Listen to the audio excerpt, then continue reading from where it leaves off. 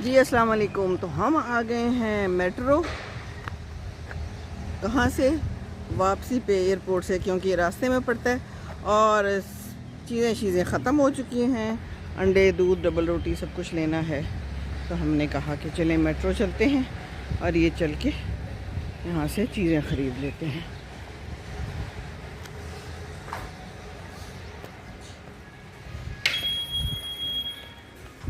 खूबसूरत है सारा कुछ, एंट्रेंस पे इतनी प्यारी चीज़ें हैं, सो ब्यूटीफुल।